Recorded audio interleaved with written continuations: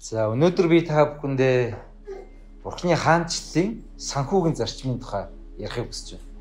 За бид бүгдээрээ нийгэмдэр одоо 9 шидийн татвар матвар төлөө те янз янзын одоо санхүүгийн тийм хэрэгцээ, янз янзын тийм одоо дарамт дор амьдрдаг. За үүн дээр нэмэгдээд чуулганд ирэхээр 11 өргөл өргий гэдэг ингээд яриад эхэлдэг.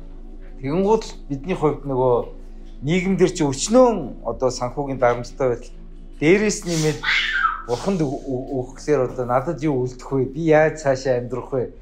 Арай л вэ шүү гэх те зарим хүмүүс гэж боддог. Тэгээ би таарч нэг сонирхолтой нэг түүх ярьж байна. 92 оны хавар мөнхийн гэрэл гэж чуулганд би явж ирсэн. Тэр үед хотод нэг Христ гээд нэртэй цуглаан Арангад бас нэг цуглаан эхэлсэн. Ингээд Монголд 3-4 хүн цуглаан дөнгөж бий болсон ийм цаг үе байсан. Тэгээд илгээлтийн эзэд одоо Монгол одоо шин залуу удирдлагчтай нийлээд өргөлийн талаар ярьсан. Удирдлагчтай. За ингээд Библиэл дээр ингээд өргөлийн талаар байд юм аа. Анхудаа өргөлийн талаар сонсож байгаа байхгүй. Бурханд ингэж өргөжтэй байд юм аа. 11 өгд юм аа. Өргөлийн талаар ярьд юм гэсэн чинь Монгол талаас удирдах гэсэн хүмүүс одоо ядуу монголчуудаас юуг нь авах гээд байгаа юм бэ? Тэр та нар л одоо баян одоо улсаас ирсэн илгээлт хийсэн та нар л өгвөл одоо биднээсийг арай жоохон тий энэ удаа алгасч болохгүй мó баг тэгж үс. Тэгээд илгээлтийн эзэн юу гэсэн бэлэр энэ бол Библийн зарчим. Бүгдээр Библийг дагая. Тэгээд бүгдээрээ өргөж эхлэе. Тэгээд бурханд өгөөмрөөр өргөх үед бурхан яаж өрөөдгийг та нар амьдралдаа харах болно гэдэг зүйлийг хэлсэн. Тэгээд энэ бол итгэлийн алхам байсан. Тэгээд өргөсөн. Өнөөдрийн хүртэл Монгол чуулган өргөсөөр ирсэн. Тэгээд өргөснийхөө хэрээр монголчууд өөрсдөө бас санхүүгийн хүлээснээс гарч тиймээ одоо Бурхны хаанчлалын тэр эдийн засаг, Бурхны хаанчлалын санхүүгүүд чи ямар гайхамшигтай юм ивэл байд юм гэдгийг өнөөдөр маш олон хүмүүс гэрчилж байгаа. Нэг удаа манай чуулганы нэг итгэгч тэр либерал теологч гэдэг бол ерөнхийдөө гаж урсгал гэсэн. Гаж урсгал гэсэн. За тэр багш юу заасан бэ гэхээр 11 гэдэг бол хуучин гэрээний хууль юм аа. Тийм учраас шинэ гэрээний итгэгчнэр бид 11-ийг өгөх ёсгүй. Есүс Христ загадмаа дээр цовдлогдоод хуучин гэрээний хууль хүчингүй болсон юм а гэж заасан. Тэгээд 11-ийг авч байгаа чуулган гэдэг бол баг гэм нүгэл хийж байгаа чуулган юм а. Энэ бол Библийн дагуу биш юм а гэдэг зүйлийг Европын нэг хүнээс сонссон. Тэр хүн бүр юу гэж заасан гэж шинэ гэрээний итгэгч гэдэг бол хуучин гэрээг ерөөсөө унших ёсгүй. Шинэ гэрээг л унших ёстой. Эхлээд шинэ гэрээ хаанс гэж юм үгээр Есүс Христ загадмаа дээр цовдлогдоод заа гүйцлээ гэж хэлсэн тэр хэсгээс ахуулаад илчил том мөртлийг л уншина. Өмнөх хэсгийг унших ёсгүй гэж хэдрүүлсэн заасан. Тэгээ би түүнд хэлсэн. Уучлаарай. Загадмаа дээр цовдлогдсон Есүс Христийн заа гүйцлээ гэж хэлсэн үгийг үгээр дамжуулан Бурхны авралын төлөвлөгөө биелэгдсэн. Өөрөөр хэлбэл Есүс Христээс өөр аврагч байхгүй гэсэн утгаар тэр үгийг хэлсэн. Харин Бурхны тэр хаанчлалын санхүүгийн зарчим, Бурхны тэр тийм ээ Бурхан талархаж өргөдөг тэр зарчим бол тэргээр дуусгар болоогүй маа гэд би өөрхөд шигэрсэн. Тэгээ маш их эсэргүүцсэн. Тэгээ сүүлдээ намайг муу фарисей гэдэг одоо хилээд цуглаанс яваад гисэн. Европын мундаг багш тэгж хэлж байгаа чинь бүглүү Монголын чи юугаа мэдх юм бэ гэдэг тийм хандлагаар бидэнд хандсан. Тэгээ үнэхээр би бол хэлсэн. Библи ингэж хэлсэн юм а. Би хэлээгүй маа. Энэ зарчмыг Бурхан өөрөө тогтоосон. Энэ зарчмаар би өнөөдөр бүл өргөдөж ирсэн. Бурханд өгнө гэхлээр хүмүүс ихэнхдээ мөнгөний тухай шууд боддог. Үнэндээ тийм биш. Бурханд өгнө гэдгийг нь эхлээд өөрийгөө өгөх тухай юм. Өөрийгөө өгөх тухай юм. Би 2 дугаар Коринтын 8 дугаар бүлгийн 2-5 дугаар ишлэлийг уншмаар байна. За та нар дараад нь биш тэмдэглэж аваад тухтаа уншаарай. 2 дугаар Коринт номын 8 дугаар бүлгийн 2-5. Зовлонгийн үлэмж хатуу сорилтод байхдаа тэдний Македоны чуулгануудын баяр баясгалангийн бялхал туулын ядуу зүдүү байдал маань тэдний өглөгч зангийн баялаг бэлтсэн аж. Учир нь тэд хэр чадлаараа болон хэрээсээ ч илүү сайн дураараа өгснийг би гэрчилнэ.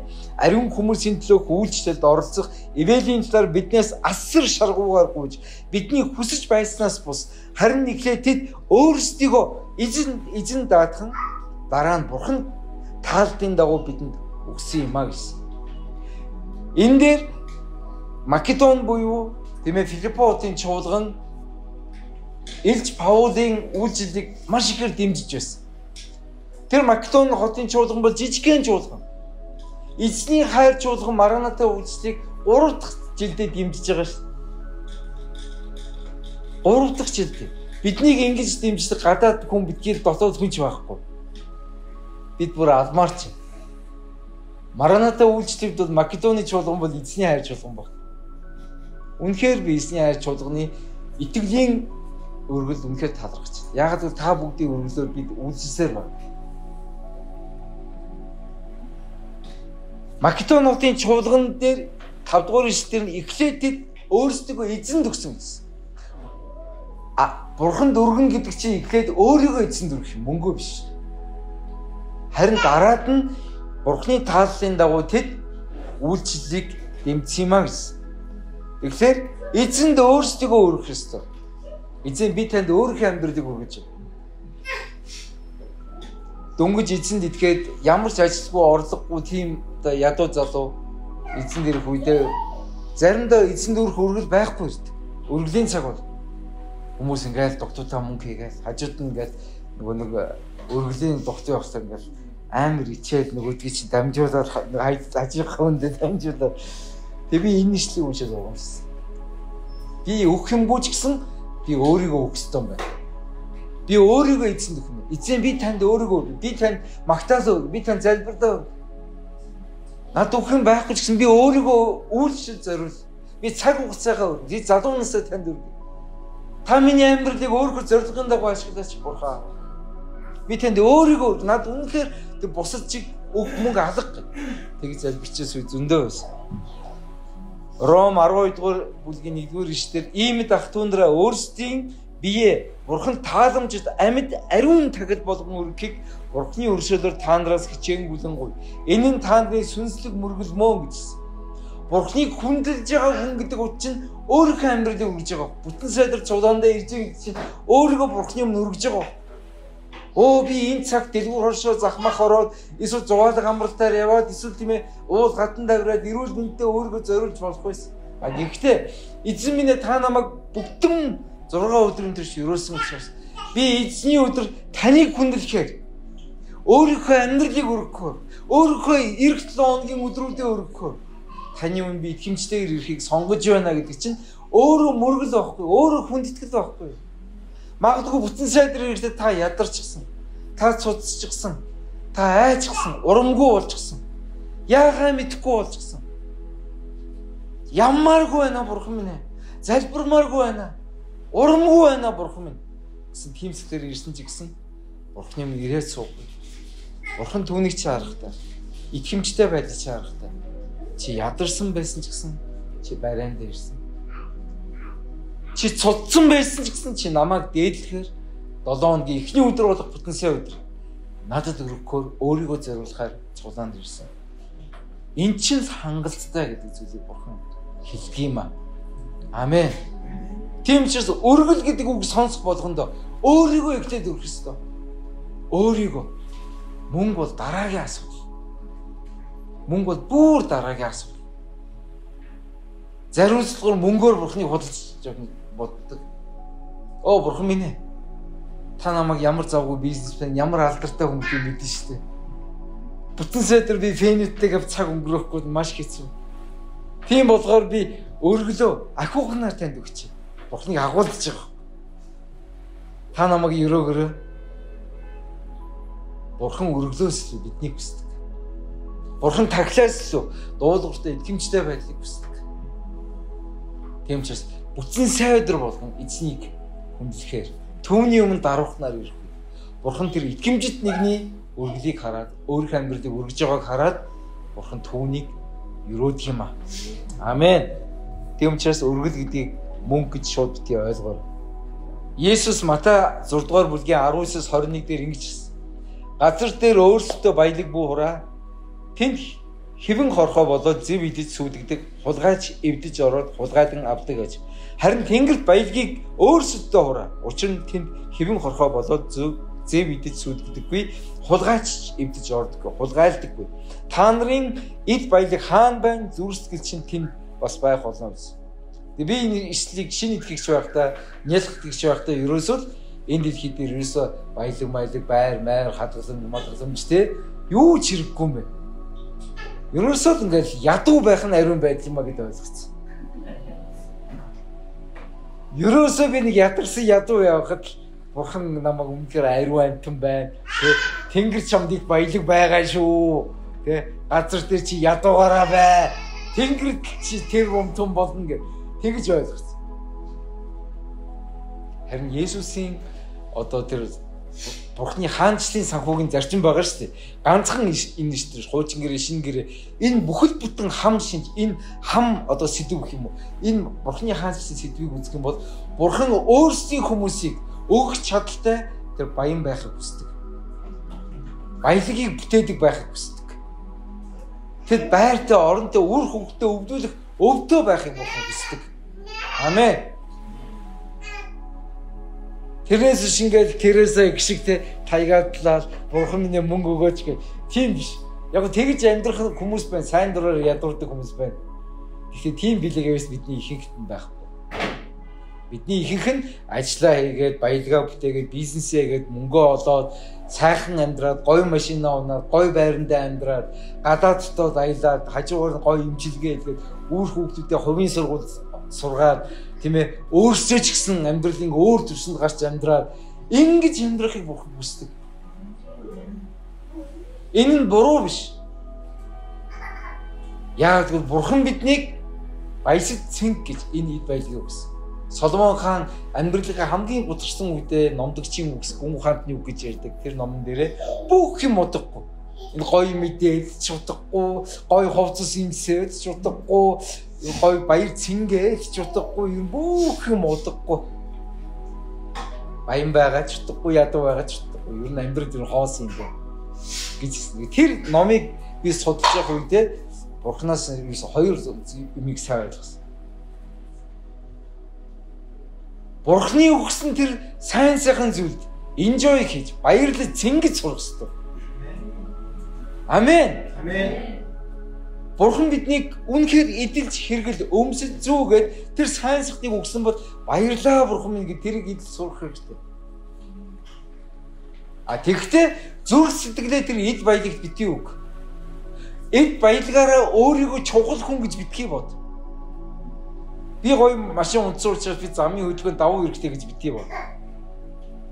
Би тийм ээ үзэгсэндээ гоё учраас царай муудад таандаа нөхөрлөхгүй гэж битгий бод. Би алдартай хүн учраас алдаргүй та нараар яах юм бэ гэж битгий өөрийгөө битгий онгороо. Тэр эд баялаг, тэр сайн сайхан, тэр амжилт олох, тэр бүхний чинь Бурхан биднийг өрөөх гэж өгсөн болохоос ш тэр өрөөлд нь өөрийгөө боолцуулах гэж өгөөгүй. Тийм учраас өрөөлийн араас биш, өрөөгчийн араас яв гэдэг үг гарсан. Амен. Би үнэхээр саядаг, үнэхээр баян заяа. Тийм итгэж хүмүүстэй уулзж ирсэн. Тэд бол үнэхээр баян. Гэхдээ тэд эд баялагтаа өөрсдөө олцлуулав. Тэд эд баялагаар харин Бурхныг алдаршуулдаг. Бурхан тэд үнэхээр амар өгдөг. 11 үргэл тэр Бурхны хүмүүсийг, тэр үйлчлүүдийг, тэр илгээлтийн эздэг, тэр илгээлтийг амар дэмждэг. Бүр хэдэн саяар нь дэмждэг. Тэд амар даав. Тэд гоё машин унж байгаа, гоё байранд амьдарч байгаа. Үнэхээр алдартай, үнэхээр бүх юм нь гоё. Гэхдээ түүгээрээ өөрийгөө чухал гэж бодов. Харин өөрсдөө Бурханд тийм үнцэнтэй хэмээн тооцоод Бурханд үлдсэн. Тэгээд гүн ухаантан номоос би хоёр зарчим сурсан гэсэн нэгдүгээрх нь enjoy life. Амьдралын сайн сайхан баярлан цэг. Гэхдээ түүндээ битээ олцсон. Хоёрдугаар зарчим нь Бурханаас имэж яв. Амен. Энэ бүх зүйлийг би энэ дэлхийгээс хоосон ирээд хоосон явсан. Энэ хоосноос хоосны хооронд миний эд чиргэлж байгаа бүх зүйл надад өгсөн нэр хүртэл минийх биш. Бурхан надад өгсөн зүйл. Энэ зүйлийг би эд чиргэлж явах үедээ би Бурханаас имэж авах ёстой. Бурхан минь би эд хөрөнгөнд биш харин танд итгэж байна. Танд найдаж чинь таныг дээдлэн хүндэж байна гэдэг энэ зүрхсэлтэй байх ёстой юм гэдэг зүйлийг би ойлгосон. Тэгээд нөгөө амжилттай явж байгаа христийн бизнесмен хэлдэг байхгүй. Цуглаан дашгүй хүмүүс ч мөнгө гэж хараад байна. ATM гээд мөнгө зэлгүй ахаа гэл. Тэгэж хараад байна. Тэгж битгий хар. Тэр хүн ч гэсэн ажил хөдөлмөр хийгээд сайхан амьдрах боломжтой. Гэхдээ бурхан чамд өгсөн тэр сайн сайхан зүйлийг хараад enjoy тэргээр эзэн сайхан амьдрах. Гэхдээ бурханаас имиж ав. Бурханаа дээдлж ав. Бурханаа хайрлж ав. Эд баялагтай битгий хорогт. Түүнийг өгөх ёстой бол өг. Тэгээд эзэнд найдаж. Эзэн бол хангагч юм а гэдэг зүйлийг би сурсан. Тэгээ Ёнгочо пасторын нэг жишээ байдаг л да. Ёнгочо пастор хөдөөний цуглааны нэгэн пастрын ажил явал дуудаг гэж. Түүний эхнэр эхлээд нас орсон, дараад нь нөхөр нас орсон.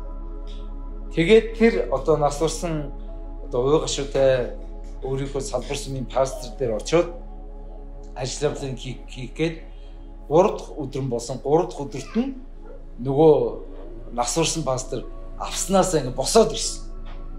Амилт нөгөө ажил явдны ирсэн хүмүүс бүгдээрээ зүгтаад сүнс харлаа. Тэгээд Ёнгочо утсан зүгтаж болохгүй пасторгүй юм чинь шийд заагаад нөгөө хүн дээр ч ойцсон. Чи сүнсүү хүн үү? Тэгээд пастраа би тань сони имиж гээ. Би үнэхээр амьд байна. Би сүнс биш. Би амьд байна. Би тэр үнэ гэсэн.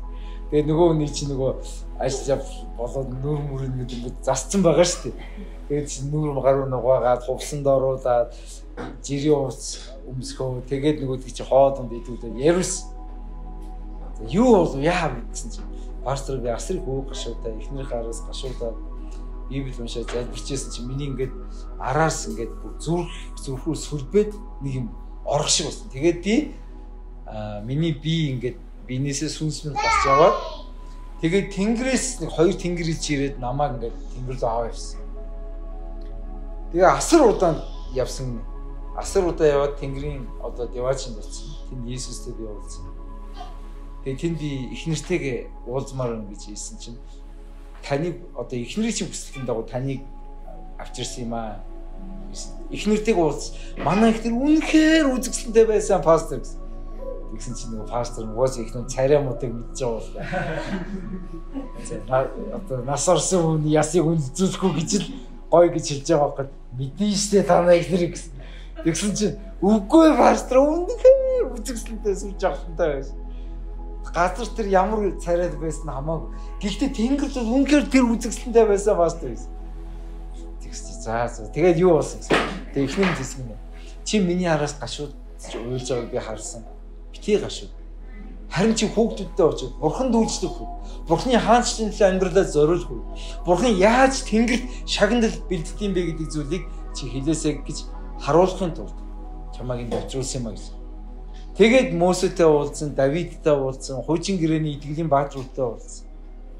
Тэгээд нэг одоо цуглааных нь одоо нэг настай имээд дээр очисон юм байна. Тэр бас үнэхээр үзэгсэлтэй болцсон байна гинэ. Тэгээд тэр имээгийн байшин болж амар гоё тийм одоо супер үнэхээр тэр газар дээр саятан байсан хүний амьдрдаг амар том хаусанд байж байна. Оо ямар гоё юм бэ? Энэ имиж манаас зүгээр л ирэн суугаад залбирдаг хүн шүү дээ. Сандал мандал зөөгөөд хаяа ширэмээрээ арчаад ингээл үүдэг хүн шүү дээ. Ийм том шагналтай юм. Тэгээд нөгөө эзэнд үйлчлэхгүй. Эзэн зориулсан он жил, зориулсан зүрх, зориулсан залбир, зориулсан зүтгэл болгоныг яваач нь бурхан ийм шагнал болгож өгд юм гэсэн. Тэгээд нөгөө пастор чинь сонирсан хэлбэл би л их том шагналтай би шагналыг харчихгүй гэж. Тэгсэн чинь баригдаж дуусаагүй байшин байна. Жохон сүргүү. Гэхдээ тэр манай цуглааны настай эмээгийн байшин тийм гоёход яах тэр амьдралаа зориулсан пастор миний байшин юм байгаа юм бэ гэж ойлгосон. Тэгсэн чинь Есүс чиний гац дээр хүлж дуусаагүй учраас байшин чинь дуусаагүй байгаамаа. Тийм учраас чи одоо уцаж явсан. Яг л чамайг оршуулах гэж. Тэгээд нөгөөдгий чинь буцаагаад нэг хоёр тэнгэрэлж авч яваад тэгээд бирүү шумп гэсэн юм байна л та. Нөгөөд чи уучрын болохгүй яаж шумп гэсэн чи нөгөөдгий чи аваад шидчих. Тэгээд үгүй бирүүгөө гусаад орчих. Би энийг зохиолж яриаггүй. YouTube дээр энэ бичлэг нь байна. Ёнгочо пастор өөрөө гэрчлэлийг ярьсан. видео байгаа, YouTube дээр видео. Бурхны хаанчлалын төлөө зориулсан он жилүүдийг эзэн хардсан юм. Хүмүүс бол мартна. Бидний үйлчилсэн он жилүүдийг, бидний золиосыг, бидний бүх юм хүмүүс мартна. Эзэн насаараа үйлчилчээд үйлчлээ өгөөд гудамжинд явж байхад түүнийг зарим тоохгүй. Тэгтэл тэр хүн ямар их зориулт сэтгэл гаргаж үйлчилсэнийг хүмүүс мартна. Тэгсэн ч гэсэн Бурхан бол мартахгүй жишээ энэ юм. Бурхан бол өөрийн зарцад энэ газар дээр санаа тавина, тэнд ч бас санаа тавих. Амен. Тийм учраас эзэн өөрсдөө зориулъя. Амен. Энэ бодвол эзэнд өргөхийн хамгийн чухал зарчим байна. За тэгвэл эзний хэрхэн нэгдүгээр тавьдаг вэ? Нэг зүйлээр 11 өргөлөөр. 11 өргөлөөр бид эзэнт өргөх үед түрүүний нэг либерал теолог ярьсан тэр гаж урсгалын пастор 11 бол хуучин гэрээний жишээ гэж яриад тэр Монгол итгэгчийн сэтгэлийг хувиргасан байна шүү дээ. Үнэн дээр хуучин гэрээн дээр 11 гэдэг тушаалыг хууль болгож Мосед өгсөн байдаг. Тэгэж нөгөө сүмийн одоо таксыг бий болгож байгаа. Сүмд Израиль хүн болгон 11 орлогынхаа 11 жилдээ өгөөд ингээд тэргээр сүмэнд ингээд үйл ажиллагааг явуулдаг байсан. Харин тэр сүмийн такс 10% бий болохоос өмнө 400 гаруй жилийн өмнө Авраам гэдэг хүн итгэлээр Бурхныг дагаж амлагдсан газар амьдарч ирсэн.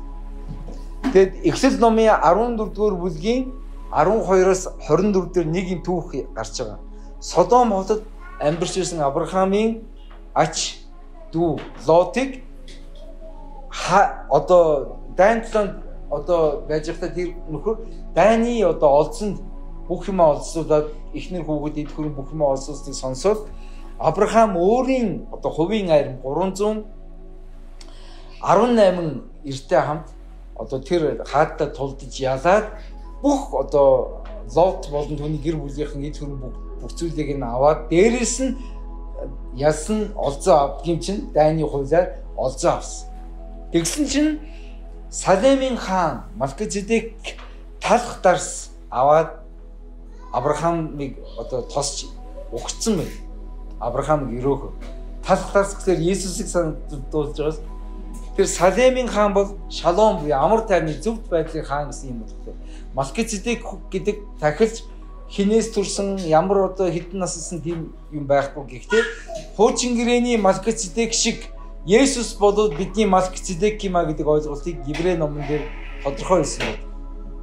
Тэгээд Малкизедек түүний өрөөхөөр ирэх үед Авраам олдсныхоо 10%-ийг Малкизедек гэсэн байна. Асар өрний өгсөн байна. Ингэж Авраамын итгэлийн дагуу Авраамыг дагдаг үеийн мянган жилийн турш итгэгчид өргөд олсон орлогынхоо 11%-ийг Бурханд өгдөг ийм жаяг тогтсон байсан.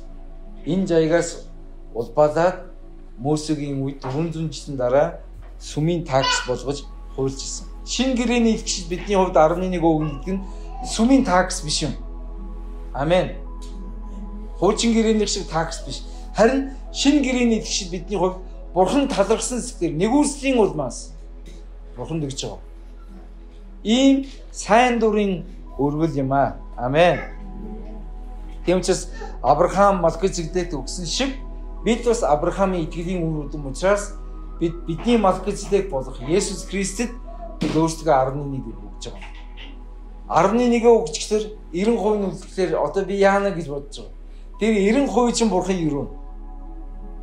100% ч хүрдэггүй байсан тэр орлогоор чинь давсан өрөөлийг 90% чи өрөөхөд тэр өрөөгцсөн мөнгө чинь таны амьдралд хүрээ илүү гарах болно. Өөрөө би тэр гайхамшиггаар амьдарч байгаа хүний хувьд нүүр бардам тэр зүйлийг хэлнэ. Яагаад гэвэл энэ Бурхны хаанчлалын энэ эдийн засгийн системийг нийгэм бол ойлгож чадахгүй. Харин Бурхан үнийг өөрөө бидний төлөө хийсээр ирсэн юм. За тэгвэл 11-ээс гадна үргэл байна. 11-ийг өгчөөд үргэл байна. Үргэл гэдэг маань Бурхан талархсан сэтгэлээр Бурхны сануулсан зүйл өргөхийг хэлж байгаа. Нэгдүгээрх нь өргөхдөө бид нэгүслийн улмаас өгж байгаа. Нэгүслийн улмаас сайн дураараа, хүчээр биш, албадлагаар биш. талархалтайгаар, баяртайгаар өгч байгаа. Энэ бол үргэлж 11 өгчөөд үлдсэн хуваар нь амьдарч байгаа. Тэр 7 хоногийнхоо орлогоос Бурхан талархаад өгч байгаа үргэл. Библиэлд Есүсийн ядуурлаар Бурхан биднийг баян болгосон маа гэдэг үг байгаа. Тэгвэл Есүс газар дээр үнэхээр ядуу хоосон явсан үг үгүй. Есүс ингээд карманда те ингээд бай $2000 яваагүй. Есүсийн карманд мөнгө байхгүй. Гэхдээ хэрэгтэй үед нь Бурхан түүнийг хансаар ирсэн. 5,000 ирчүүдийг хооллохтой үрдэл Есүс тийм ээ дансаар их хэмжээний мөнгө шилжүүлээд тэр шилжүүлсэн мөнгөөр нь дагалдагч нь хоол аваагүй. Зүгээр талархсан. Бүхний хангагч Бурхан аваа танд баярлаа. Тэрс гуйгаагүй. Өгчөөчтэй 5,000 хооллохгүй өстой нэр шараа болох гээд байна гэж хэлээгүй. Зүгээр бүхнийг хангагч Бурхан авдаа баярлаа. Зүгээр талархсан. Хангах нь бол асуудалгүй. Харин зүгээр зүрс дээр л талархсан. Баярлаа Бурхан. Тэгээд Бурхан тиймээ 5 талд 2 загсаар 5,000 ирчүүд дээрээс нь өчнөө олон мянган эмэгтэйчүүд хөгшил эмэгтэйчүүдийг хоолцсон. Талах өөдөдөг талах нь тийм ээ хувийн дотор талах нь ингээд дуусч өвлжээд идэг. Загас өгөөдөдөг загсан бас үржээд идэг. Тэгээд тэр хүмүүс хоолцсны дараа үлдэглийг цуглуулахад 12 сакс дүүрэн дагалдагч нь нэг сакс үүрэхээр тийм үлдэгдэл үлдсэн байна. Өөрөөр хэлбэл дагалдагчд мартуулахгүй. Яг тэр гайхамшигын тэр бодит гэршил болсон үлдэгдлийг тэр өөрөө үүрч явсан гэдгээ тэр хизээч мартахгүй. Бурхан бол тэгж ажилладаг юм аа. Тэгвэл зарим хүмүүс асуух бах. Есүс яаж ядуурсан бэ гэж. Ядуу үдгийг яг юу яаж тодорхойлох юм бэ гэж. Дэд хууль номын 28:48 дээр ядуу хүнийг 4 янзаар тодорхойлсон.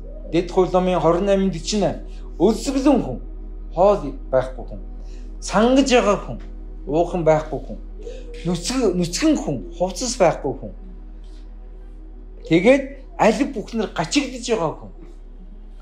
Гачигдж байгаа юм бол ядуу хүн. Өөрөөр хэлбэл өлсөж байгаа, цангаж байгаа нүцгэн, тэгээд гачигдж байгаа хүн. Есүс яг энэ 4 зүйлийг загалмаа дээр үйлдсэн. Загалмаа дээр Есүс өлссөн. Есүс сүүлчийн зоогоос загалмаа дээр цодогдох хүртэл 24 цагийн мэдээгүй. Өлссөн Есүс. Есүс бас цангасан. Ам цангав гэд Есүс хэлсэн загалмаа дээр.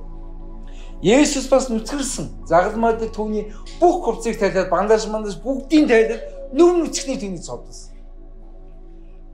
Алив бүхнээ тэр бас гачигдсан. Яагаад гэвэл түүнд энэ дэлхий дээр өөрөнгөх нэг ч юм байгаагүй. Байрч байхгүй, игнэрч байхгүй, хөөгдч байхгүй, юу ч байхгүй. Найз гэж дагадагч бодсон хүмүүс бүгдээрээ орхиод зуртаас. Тэр юу ч ихгүй юм бас гачигдсан. Тийм учраас түүний үгээгүй ядуурлаар Бурхан бидний өрөөсөн юм аа. Амен. Энэ солилцоо Бурхан хийсэн. Хоёрдугаар нь нэгдүгээр нь өргөл нь нэгүслийн улмаас үүдэг. Бурхан талархсан зүгээс үүдэг. Хоёрдугаар нь өргөл нь Бурханыг хүндэлж байгаа илэрхийлэл.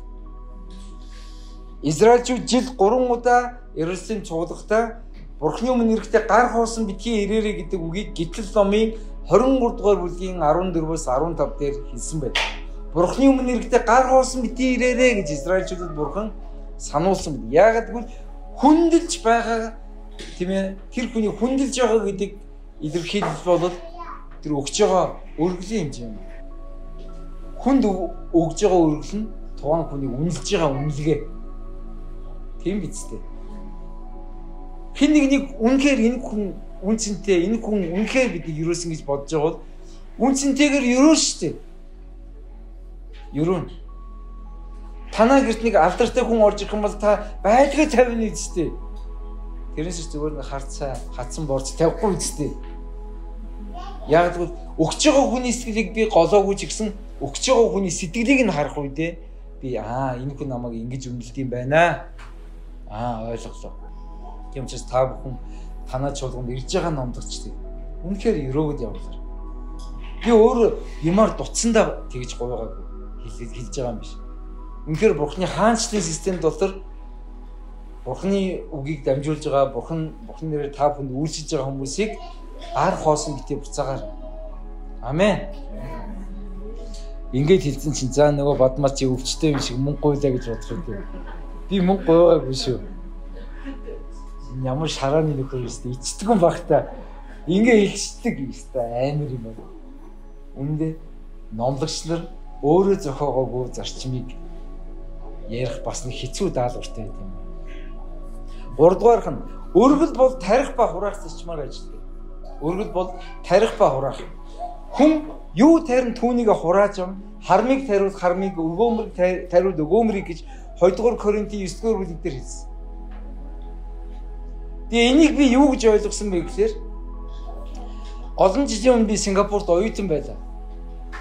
Сингапурын нэг сулаанд суудаг байлаа. Тэгээд ингээд оюутан чигээд энэ тэндээс ингээд хүн амт дэмжин. Тэгээд тэргүүрээ амьдрал. Гэтэ өлмөн зөлдөн байсан. Тэгээд би Сингапурын баян сүмд өгж явахаар энэ нөгөө өргөлөө цуглуулж ягаад Монгол руу яваад гэдэг юм бодсон амар их оронч. Тэ? Баян Сингагийн сүм миний өчөөхөн тэ $20 дутааж тэр $20 Монгол руу яваад бас тэ хөөрхөн юм болно штэ гэлээгээр дотроо бас ингэ ариундаг юм битэн тухай бодоод тэгсэн чинь бурхан надад нэг зүйл зааж өгсөн. Чи хаанаас сүнсний хоолой авч чинь тэр газараа чи төлбөрөөлөх ёстой. Чи энэ үйлчлэлээс өрөөгдсөн бол энэ үйлчлэлийг өрөөх ёстой. Тэгээ би нэг удаа Маранатад хэлсэн баг. Маранатагийн сургаалаар өрөөгдсөн бол Маранатаг өрөөгөөрөө. Эндээс хоолой идчихэд өөр газар төлбөр төлөө явчваа гэж. Гэвч чи нэг хүн энийг нээрэд хийм биш нэр. Хоолныхоо мөнгийг төлөө гэж. Тэгээд би яг тэр зарчмыг ойлгоод итгэлээрээ тэр Сингагийн сүм тухайд байшин сүмийн байшингийн нэг фонд цуглуулсан. Тэгээд тэрэнд нь ихнэр бид хоёр за нэг туп хийч гсэн болог нэг цонхны хилтер хинч болог гэдэг оюутныхаа ингээд нөгөө жоохон цуглуулсан мөнгнөөс өргөдөг байсан. Гэхдээ бид өргөхдөө тэр сүмийн одоо барилгын ажилд өргөхдөө би бас өөрийнхөө орон байрны хэрэгцээндээ залбирсан. Яг л Синга явахдаа бид байраа зараад бүх юмаа зараад буцаж ирэхэд одоо юуч байхгүй, зүүч байхгүй. Буцаж ирээд халбах сэрээ аягч байхгүй. Бүх юмаа зарж хүүхдүүдийнхээ тоглоом моглоом өөрсдөө овдмос бүх юмыг тарааж өгөөд хоёрхан чимдантаа Синга явсан. Бурхан өөрт нь бүрэн сэтгэлээр зориулсан үнийг бурхан бас бүрэн шагналыг өгд юм байна. Бид Сингапурт явахдаа тэр оюутны жоохон мөнгөөр бид өргөж ирсэн, тарьж ирсэн. Харин дараад нь бид буцахтаа хурааж авсан. Тарих ба хураах гэдэг зарчим тэр. Амен. Танд юу хэрэгтэй вэ? Түүнийхээ төлөө итгэж өрг. Эзэн минь ээ. Би энэ үйлчлэлийг өрөөж. Гэхдээ та бас намайг давхар бодоорой. Эзэн бас өөрөө бас бүх юмтай хүн биш. Бас дутуу юм байна. Тэрийг нь хангаж өгөө. Энийг нь хангаж өгөө. Амен. Эзэн тарих ба хураах зарчмаар ажиллахыг би амьдралаараа үзэх учраас хүмүүсээс мөнгө авахсандаа биш. Та нар өрөөгдөн штэ эргүүлээд гээд учирч гуйгаад байгаа зарим амар хартай. Үгүй ээ. Энэ хүн надаас юм авах гээд байна гэж гаширлаад. Үгүй та өөрөө өрөөгдөн. Та өөрөө өрөө. Тэгвчээс өгөөмрөөр. Хармалж байгаа хамаалах. Хармаснараа хармаа аав. Таны л амьдрал, таны сонголт. Өгөөмрөөр өгөөд өгөөмрийг аммаар бол. Өгөөмрийг тэр. Яг л тэрий чинь туулаад амсаа тэргээр чи амьдраад тэр дотор нь сууж байгаа хүн би өөрөө байна. Амен. Дөрөвдүгээрх нь өргөж байгаа хүн бүр элбэг дэлбэг байдлаар өрөөгддөг гэх дөрөв дэх зарчим байна. Өнөөдөр бид маш дөрвөн чухал зарчим үзсэн. Нэгдүгээр нь өргөхдөө бид нэгүслийн улмаас сайн дураар талархалтайгаар баяртайгаар хүчээр биш албадлагаар биш гэдэг. Амен. Хинч таныг үг гэж албадаагүй. Өгөхгүй байсан ч болно. Таны мөнгөөр бурхан дуудахгүй чуулган ч дуудахгүй. Харин өгснөөр та өөрөө өрөөгддөг учраас хаанчлын тэр зарчмыг хэрэгжүүлэх юм бол хүртэг чинь та байхгүй юу? Амен. Хоёрдугаар нь өргөл нь бурхныг хүндэлж буун илэрхийлэл. Бурхныг хүндэлж байгаа байхгүй юу? Гуравдугаар нь өргөл бол тарих ба хураах зарчмаар ажилладаг. Дөрөвдүгээрх нь өргөж байгаа хүн бүр элбэг дэлбэг байдлаар өрөөгддөг. Тэгээ та нарын зарим пастор би таны сургаалыг Дагаад ингээд өргөсөн чи шатчихлаа. Тэ. Би арай шуналтай өгсөн юм шиг байна. Эргээд хоосорчлаа. Тэгээ нэг удаа маанцхтаны нэг цулаас явахдаа нэг их чилсэн шүү дээ. Би одоо өргөлүүдээ буцааж амаар байна пастор. Энэ олон жил өргөсөн өргөлүүдээ буцааж юм гэсэн. Тэгээ би уучлаарай та тэр өргөлөө бурханд өгсөн юм байгаасаа. Тэр өргөлөөр чи ингээд тэр цуглаан байраа түрээсээ пастраа дэмжлэг өгөөд хэрэгтэй техник хэрэгслээ аваад хоол цаймаа аваад та бас идэж байгаа юм зү. Тэгээ одоо тэр мөнгө чи байхгүй. Яаж өгөх юм бэ та? Та бол өстой хорлонтой, шуналтай хүмүүний мөнгийг тий одоо бараг тарих хуваагаад мөнгөийг минь авчлаа гэх. Бибээс уучлаарай гэж нэгүслийн удаа сайн дураа албадлагаар биш өөрөө гэж хэлсэн биз дээ. Тэгээ бурхан тарих ба өгөөмөр зарчмаар ажиллана. Та тэрийг санаа. Бурхан таныг заавал өрөөнө. Та тэр үедээ над дээр ирэх гэсэн. Тэгээ 3 жилийн дараа тэр их өөр суглаан руу явцсан байхгүй. 3 жилийн дараа би нэг конференц дээр ч номлож явах үед конференцийн номлын дараа тэр их над дээр гүйж уучлаарай пастор, таньжиг өстой пастор, аюун пастор, сайн пастор, агуу пастор байхгүй намайгсан бүр цаасан малгай өмсөж игэлээ. За одоо юу хийх гээд ингээд цаасан малгай өмсөж байгаа мал гээд дараагийнхны үйлбэрний хүлээгээл нөгөө хичээлээ. Таныг хэлснээр манай гэр бүл бурхан үнэхээр ирсэн. Би өөрөнгө гисэн байртаа болсон. Охин минь сайн сургуульд орсон. Үнэхээр танд талархаж байна. Би тэр таныг үнэхээр айгүй муухайгаар хэлсэн байлээ. Тэгвэл тэрийг бодголгонд бүр ичдэг. Өнөөдөр тарчид маргааш нь авахгүй үстэй. Тэр чинь өдөр өнгөрөх ёстой шүү дээ. Хавар, зун тэгээд намар нурааны үстэй. Тэр цаг хугацаа байгаа. Тэр цаг хугацааны тэр хэр зэрэг цаг хугацаанд дараа гэдгийг би хэлж мэдэхгүй. Гэтэ ямар ч байсан тарих цаг байхад хураах цаг байна. Амен. Тэмчээс үнэхээр эзний хайр чуулган бол үнэхээр өгөөмөр чуулган шүү. Өгөөмөр чуулган. Энэ чуулганаас хав олон хүнтэй хав баян чуулган. Мараната үйлчлэгийг ингэж дэмжээгүй шүү. Би бардам бил. Үнэхээр баярлалаа.